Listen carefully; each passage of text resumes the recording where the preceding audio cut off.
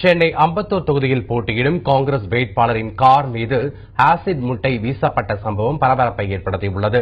அம்பத்தூர் தொகுதியில் திமுக கூட்டணியில் காங்கிரஸ் கட்சி போட்டியிடுகிறது. அக்கட்சியின் சார்பில் மக்களவை முன்னாள் உறுப்பினர் ஆரூன் மகன் அசன் போட்டியிடுகிறார்.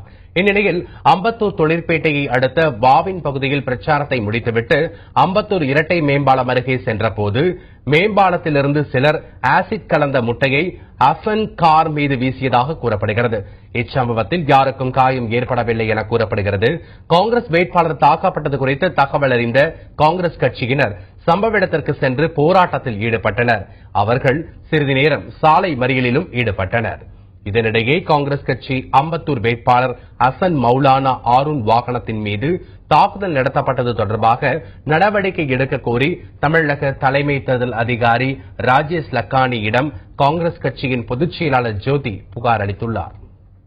அம்பத்தூர் காங்கிரஸ் வேட்பாளர் மீது அவர் தேர்தல் வேலையில் ஈடுபட்டுக் கொண்டிருந்த போது சில சமூக விரோதிகளால் திராவகம் வீச்சோ அல்லது பெட்ரோல் பாம்பு அவர்கள் வாகனத்தின் மீது வீசப்பட்டுள்ளது.